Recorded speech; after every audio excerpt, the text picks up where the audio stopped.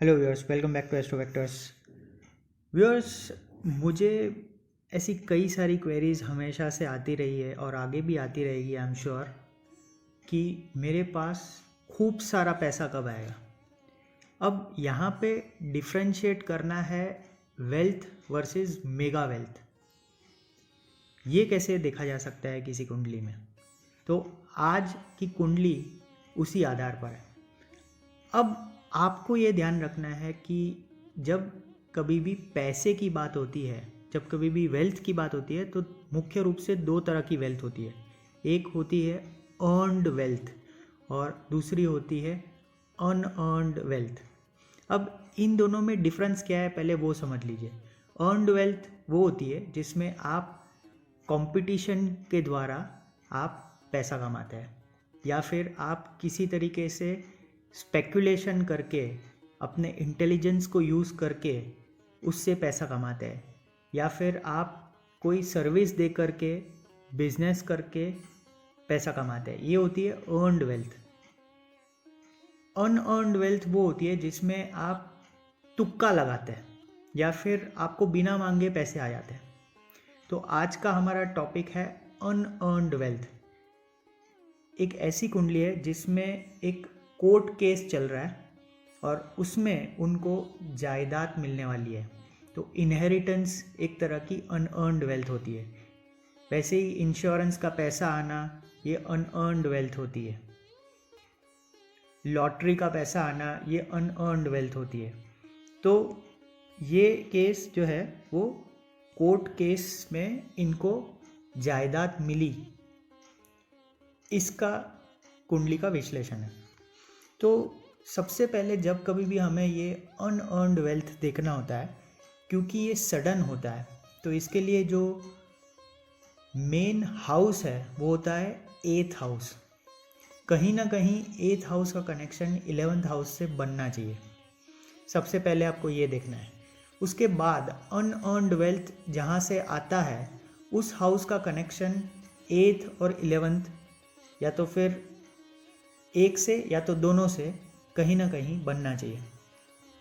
तो हम इसमें देखेंगे कि क्योंकि कोर्ट केस हुआ है घर को लेकर के, और कोर्ट केस के लिए कहीं ना कहीं 6th हाउस और 12th हाउस का आना भी ज़रूरी है। इसलिए हम इसमें ये देखेंगे कि 4th, 6th, 12th, 8th और 11th इन सब का कहीं ना कहीं कनेक्शन होना चाहिए।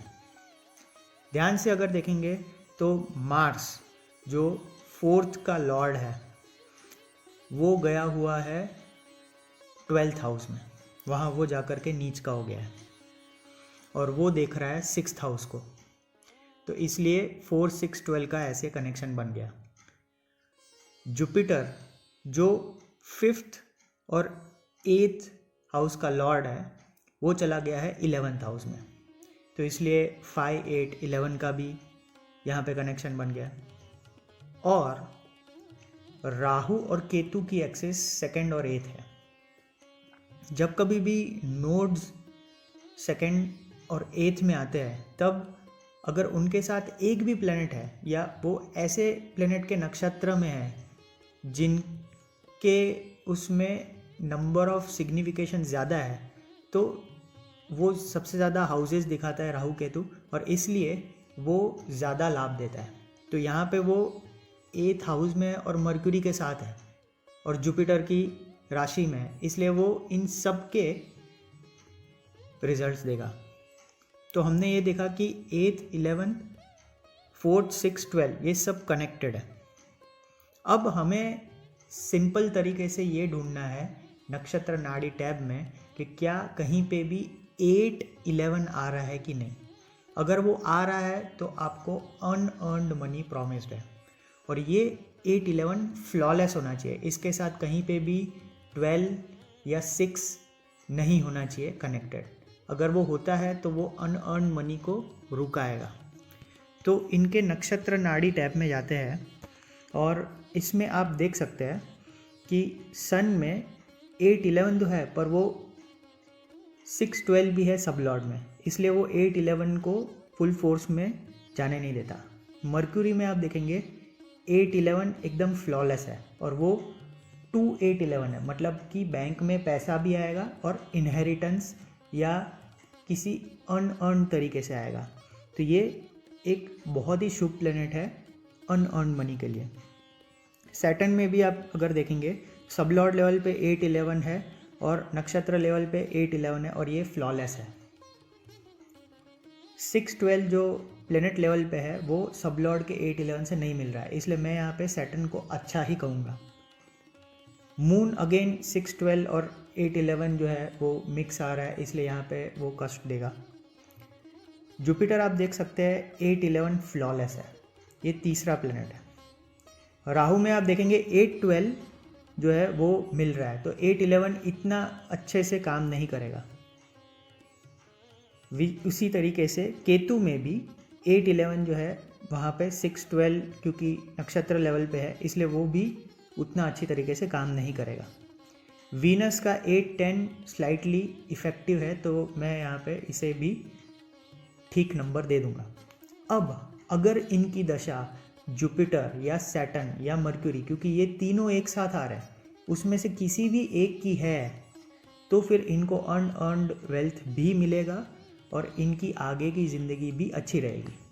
तो जब इन्होंने मुझे पूछा कि क्या मुझे अनअर्न्ड वेल्थ मिलेगी, तो मैंने सिर्फ ये देखा इनकी दशा कौन सी चल रही है। अब इनकी जो दशा अभी चल रही है वो आप देख सकते हैं सैटर्न की चल रही है, और सैटर्न न्याय के लिए देखा जाता है। सैटर्न राहु 1 जून 2021 को ख़त्म होगा और उसके बाद सैटर्न जुपिटर आएगा 13 दिसंबर 2023 तक, और सैटर्न के बाद मर्क्यूरी आएगा अगले 17 साल तक। तो क्योंकि इनका सैटर्न राहु ख़त्म होगा तो मैंने इनको जस्ट इतना कहा 1 जून 2021 तक आप वेट करिए, उसके बाद सैटर्न जुपिटर आते ही आपको इनहेरिटेंस का पैसा मिल जाएगा। और क्योंकि आगे आने वाली दशा 2023 के बाद भी 17 साल और बुध की होने वाली है, उसमें भी 8-11 है, इसलिए आपको अनअर्न मनी ज़रूर मिलेगा और आप कोर्ट केस ज़रूर जीत जाएंगे। और ये एकदम राइट ट्रैक पे है और कोर्ट केस ये जीतने ही वाले हैं, इनको पता चल गया है। और अगर आप देखेंगे कि यहाँ पे 8-11 का एकदम फ्लॉलेस प्रभाव है इन पे, तो इसलिए इनको काफ़ी बड़ी मात्रा में वेल्थ मिलने वाली है। तो इस तरीके से आप देख सकते हैं कि अर्न वेल्थ कब मिलेगी। अब ये वेल्थ जो है, चाहे वो घर से आए, चाहे वो कोई इनहेरिटेंस से आए, चाहे वो लॉटरी के द्वारा आए, तो उसके अलग अलग कॉम्बिनेशन हो सकते हैं। पर यहाँ पे आप देख सकते हैं हल्का फुल्का इंटेलिजेंस लेवल भी है, इसलिए ये स्पेकुलेशन से भी पैसा कमाते हैं, क्योंकि इसमें 5-11 आता है। देखिए 3 जो है वो करेज को दिखाता है, 5 जो है वो इंटेलिजेंस को दिखाता है, 8 जो है वो सडननेस को दिखाता है, 11 जो है वो गेन को दिखाता है, 2 जो है वो बैंक बैलेंस को दिखाता है, और 6 जो है वो कंपटीशन को दिखाता है। अब 6 और 8 साथ में नहीं होने चाहिए, नहीं तो फिर वो कॉन्फ्लिक्ट करते हैं। तो इनमें से किसी एक 6, 8, 12 में से कोई भी एक का जब 11 के साथ में होते हैं वो सब लॉर्ड लेवल पे या नक्षत्र लेवल पे, तो उस तरीके से वो पैसा आता है। यहाँ पे 8-11 के साथ है, इसलिए अनअर्न मनी आता है। अगर 6-11 के साथ होता तो फिर कंपटीशन के द्वारा उन्हें पैसा मिलता। आशा करता हूँ आपको ये वीडियो पसंद आया होगा। आप प्लीज़ लाइक, शेयर और कमेंट करें और ज़्यादा से ज़्यादा लोगों के साथ मेरे YouTube चैनल को शेयर करें। धन्यवाद।